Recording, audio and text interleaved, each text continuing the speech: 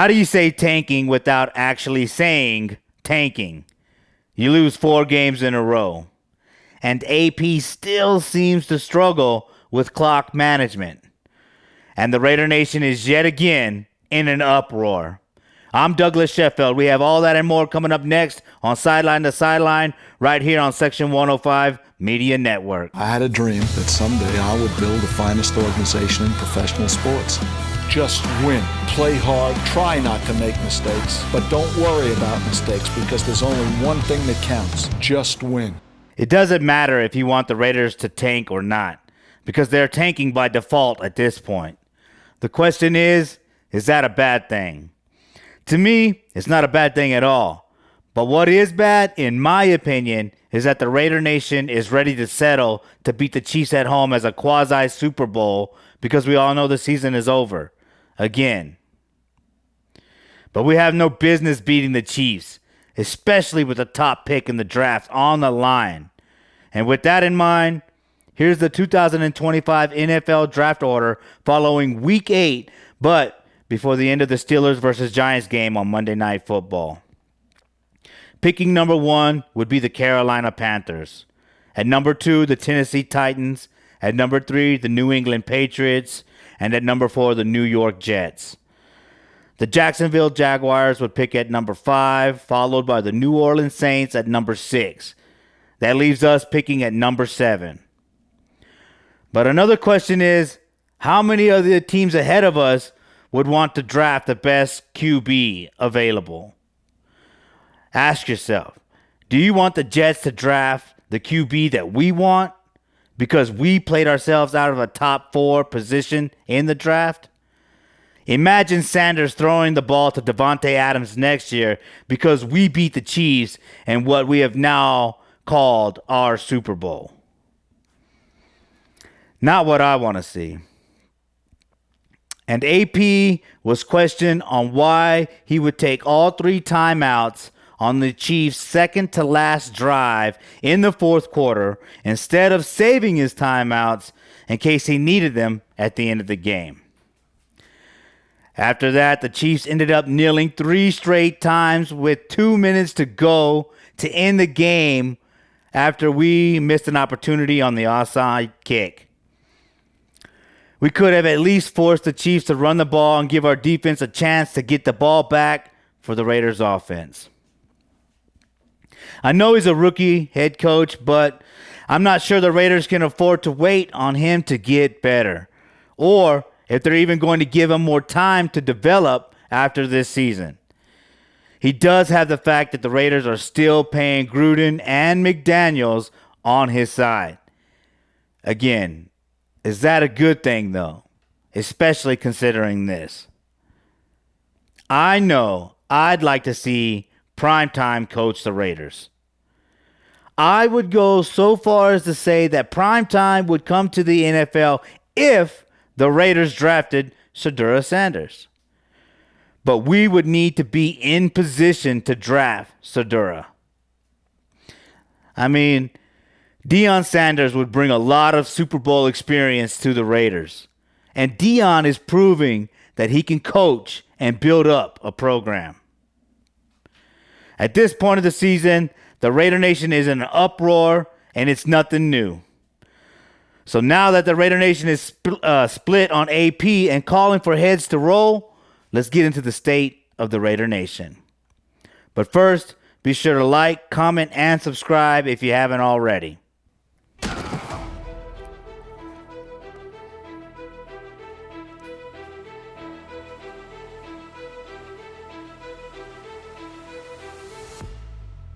All right, so here we go. State of the Raider Nation.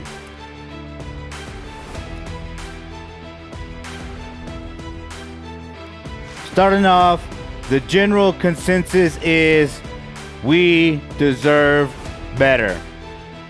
As I said earlier, Raider Nation is in an uproar, man. They are pissed and they want heads to roll, and understandably so, right? I gotta say that. We do deserve better. You know, I've been watching the Raiders for a long time, and we have continued to look like and play like a mediocre organization.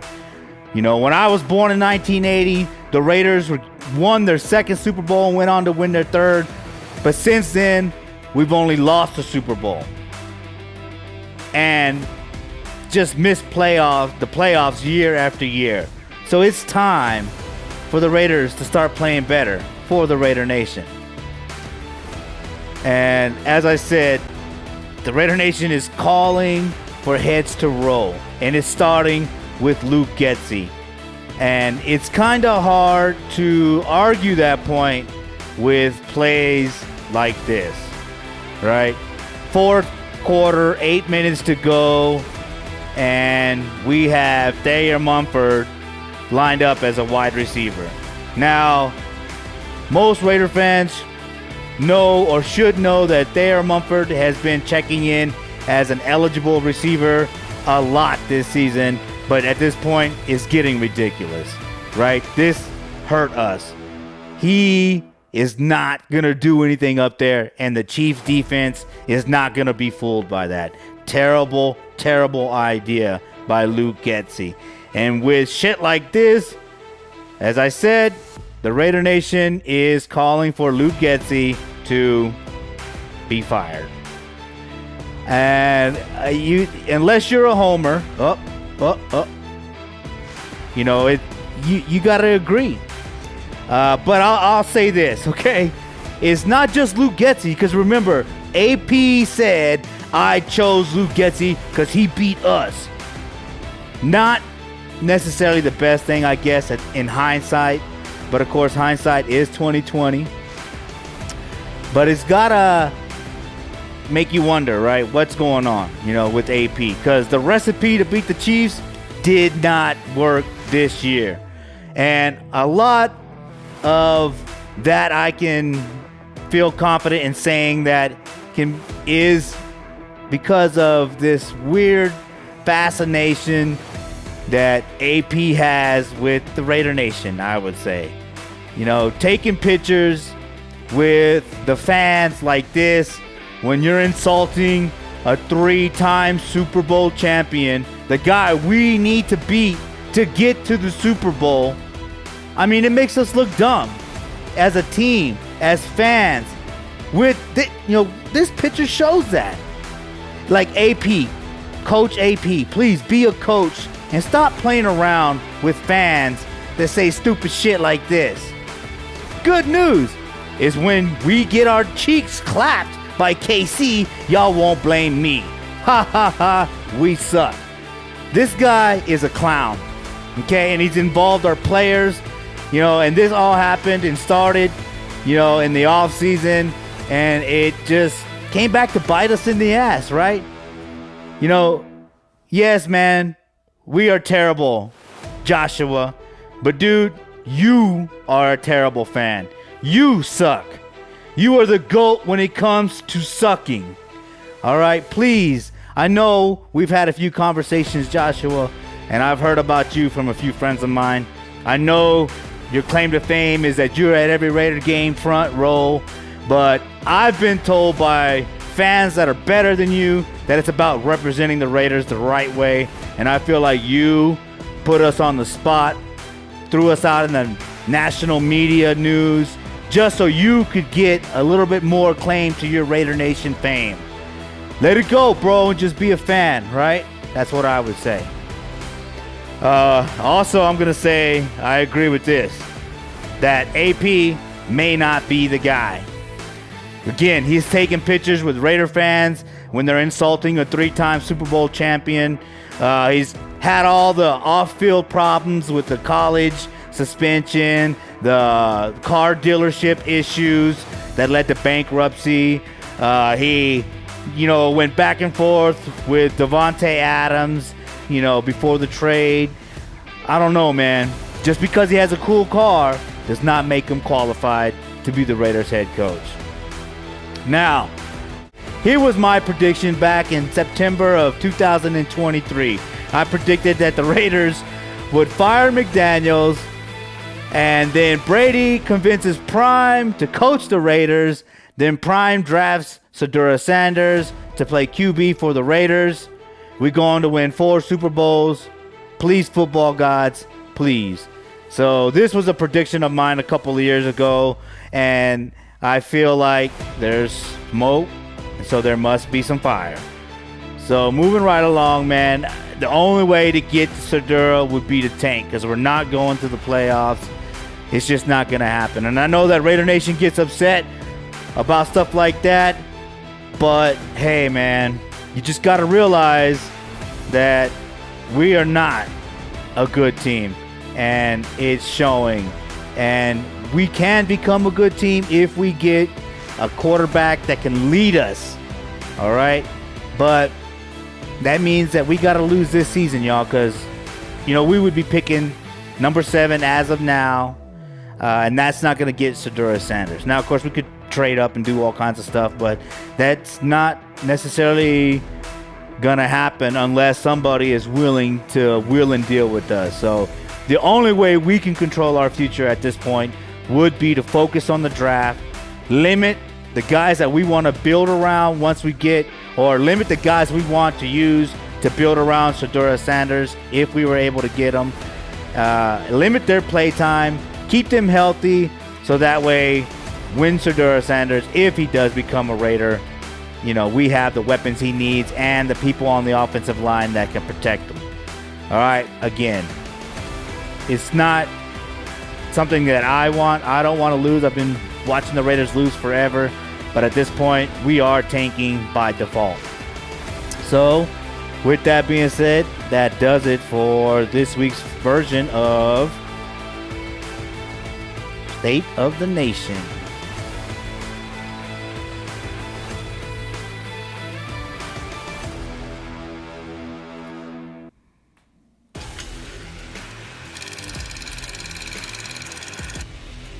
All right, Raider Nation, it is time for Week 8's recap of the Raiders versus the Chiefs.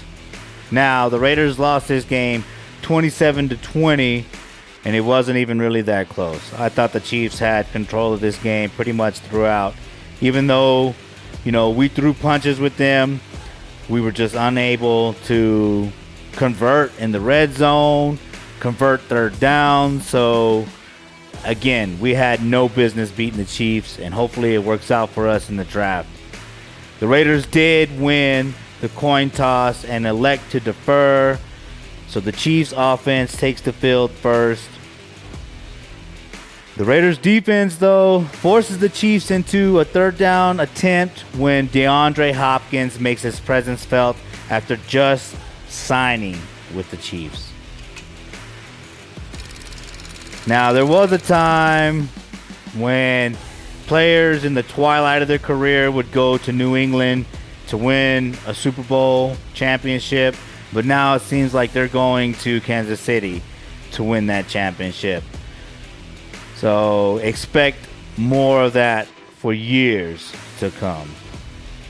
Now, after Travis Kelce picks up a first down with a 25-yard catch, 2 plays later, Mahomes breaks the pocket and hits Perrine for 21 yards, taking it to the Las Vegas 3-yard line when Kareem Hunt finishes the Chiefs' first drive with a touchdown, punching it in from the 1-yard line. Now, as you can see, the Raiders defense is putting up as much of a front as they can, trying to stop the Chiefs, but they just can't get it done, and the Chiefs score a touchdown. This defense is actually pretty good, but they just can't overcome a bad offense, And when they're facing the Chiefs, man, it's going to be even harder to keep the Chiefs off the scoreboard. So the Chiefs score on their first drive to take the lead 7-0. Now, the Raiders start off their first drive with a false start, but the Raiders convert on 3rd and 5. And on a side note, Mumford reports as an eligible receiver for the second time of the game. This is a pass from Minshew to Jacoby Myers for 11 yards. Jacoby Myers is turning out to be a true number 1 wide receiver. I just hope that he can continue to be a true number one, especially after all the wide receiver drama that we have with Devontae Adams, going back to AB and Randy Moss. We just need a wide receiver that can play ball for us, pick up first downs, and score touchdowns. So I'm hoping that Jakobi Meyers can be that guy. After picking up another first down with the 20-yard catch and run by Trey Tucker, the Raiders are forced into another third down attempt when Minshew finds Brock Bowers for 8 yards and a first down. So Brock Bowers is probably the best tight end that we've had since, Dave Casper, right? There's been a bunch of great ones since then, really, but I think Brock Bowers is going to go down as one of the greatest Raiders of all time, and he's definitely going to win Rookie of the Year if he keeps playing like this. So, after a 12-play opening drive, the Raiders answer with a touchdown of their own from the Kansas City 7-yard line. Minshew, short left to Jakobi Meyers for 7 yards. And that is a touchdown, Raiders! Minshew, not a great throw, right? Almost a little behind him, but Minshew has balls. Look, with the defender in his face, he throws the ball up, gives his guy a chance, but man, it just comes back to bite Minshew in the ass so much, man. So much, man. I was hoping he would be the answer, but it just doesn't seem like, he's going to be the answer. After the PAT, the Raiders tied up 7-7. Now, the Chiefs offense picks up a first down with a 19-yard completion by Watson, but 2 plays later, the Raiders defense comes up with a sack on 3rd and 5, forcing the Chiefs to punt. Again, man, we have a good defense. They keep us in a lot of games. They've been keeping us in games going all the way back to last year. But without an offense, it's just not enough. But I was happy to see Wilson come through for a sack on Patrick Mahomes for a 10-yard loss. So, forcing the Chiefs to punt, is a good thing. I want to see more of that in the future, for sure. So moving right along, the Raiders are able to pick up a first down with 24 seconds to go, finishing the first quarter strong. Again, finding Brock Bowers deep with a contested catch, man. 19-yard catch, man. With somebody hanging all over him pretty much. Look at that. High points the ball. This is definitely a good thing for the Raiders organization, having a tight end like that. I think I might take the Cooper name off of my 89 jersey and just tape Bowers on there or something. Oh, man. All right, so next play. Unfortunately, hold on. All right, next play. Unfortunately, the Raiders start off the second quarter much like the first quarter, but this time the Raiders give up a sack on their own on the first play. They do, however, manage to overcome the sack and get a mulligan on a 3rd and 9 after offsetting penalties, followed by Minshew finding Bowers again. This time for 12 yards, man. Again, this guy, like I said, man, potentially the Rookie of the Year. I hope that he stays healthy. I really do. I just hope that he stays healthy. It's kind of, you don't want to sit him too much, but I would feel like you don't want to play him too much either. Don't play him too much in meaningless games. Make sure he stays healthy. Give him some rest. Let some of the other guys take some of the reps. So that's just how I feel, man. I know a lot of y'all may not agree, but it's just something that I think they need to do is just be cautious with Brock Bowers. All right, the Raiders pick up another first down with the 17-yard Myers catch and run the ball. With another 17-yard Myers catch and run, but stall at the Kansas City 36 after a 10-play drive and end up settling for Carlson's first field goal. And he is good for 54 yards. Clutch. This guy's clutch, man. I think he has a better leg than Sebastian Janikowski. He certainly is more accurate than Sebastian Janikowski. With this kick, the Raiders take the lead 10-7. But the Chiefs answer with a 13-play drive, picking up 3 first downs and taking it to the Raiders' 5-yard line before punching it in on 3rd and goal with this play. Patrick Mahomes finds Travis Kelce for a 5-yard touchdown. Kelce, I mean, we get killed by tight ends all the time. That's why I am happy to see Brock Bowers working out so much. You know, we need that guy that can dominate, the middle of the field like Kelce can, picking up first downs, touchdowns, contested catches, all of that, man. We need all of that. So, after the Raiders go 3 and out, the Raiders are forced to punt, giving the ball back to the Chiefs with 58 seconds to go. After 9 plays, picking up 3 first downs, the Chiefs settle for a field goal, scoring 10 points in back-to-back possessions to close out the first half. I mean, this is kind of what we want to do as a team in the future, right? Not kind of. This is what we want to do as a team in the future. Is on back-to-back possessions, score, take the lead, extend the lead. At this point, Kansas City goes up 17-10. And both teams start the second half with 3 and outs when the Raiders start their 6th drive from the Kansas City 28-yard line.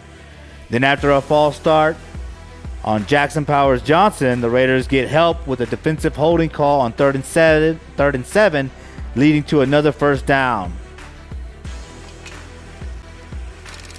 Minshew is able to find Myers again for 11 yards, man. And Myers takes it all the way to the Kansas City 4. Again, this guy is a true number 1 receiver. And Minshew likes him. He likes throwing the ball to him. Trust him, that's what you want out of a number 1 wide receiver. Somebody that you can trust. Strong hands, able to finish, good footwork. He's got it all. As I said, I'm excited to see how it goes from here.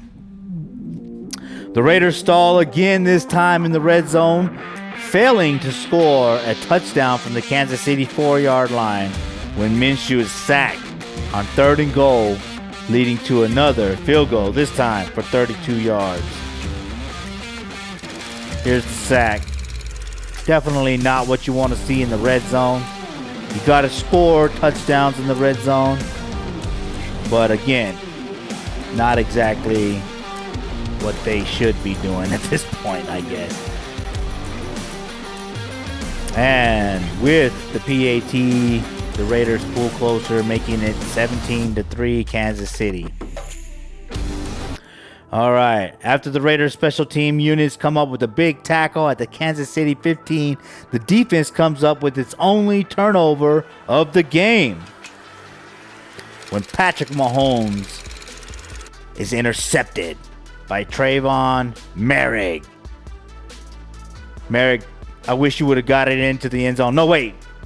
No, I do. I wish Merrick would have got it into the end zone. That way Patrick Mahomes would have thrown consecutive pick sixes against the Raiders. But man, it just wasn't meant to be, right? This whole season, it wasn't meant to be. But I like the fact that the Raiders can punch them in the mouth, man, and force the Chiefs to play hard, you know?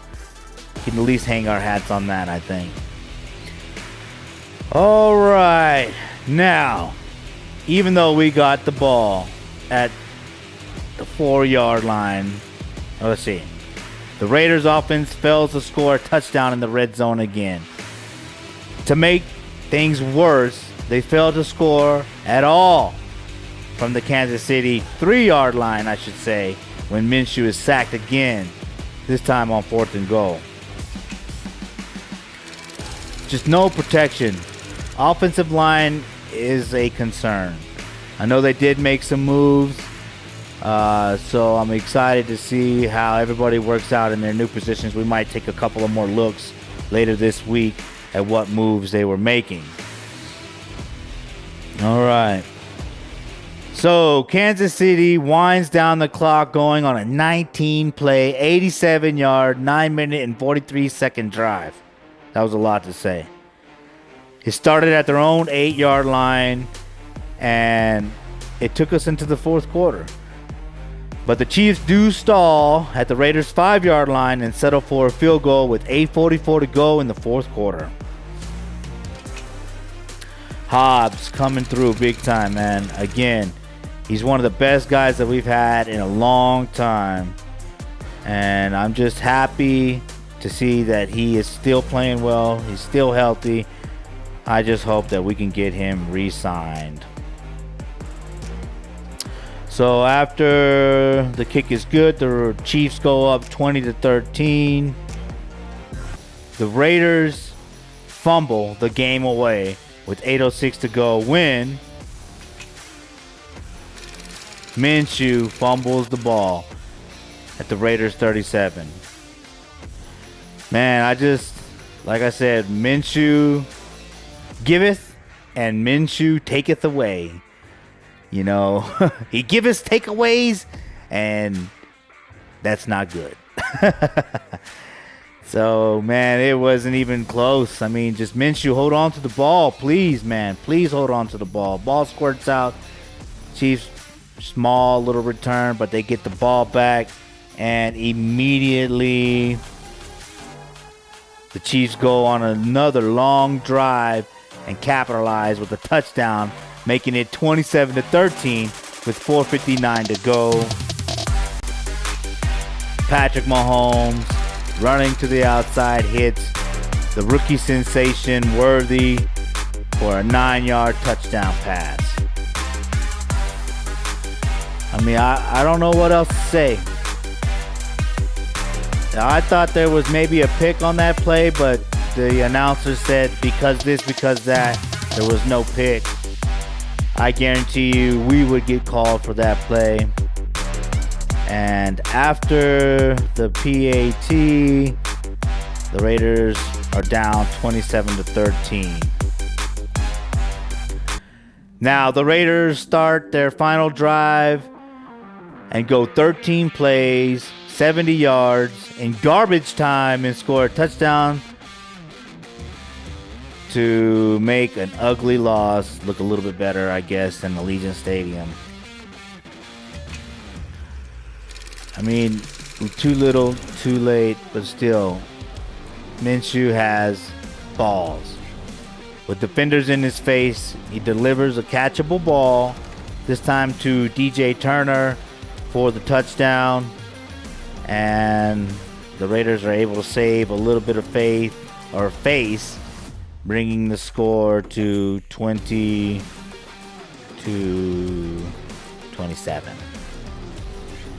All right, on the next play,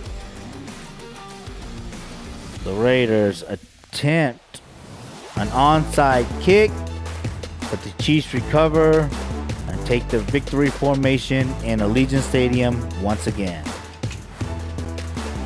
I thought we had a chance for a split second, but nope. We get knocked out of the way.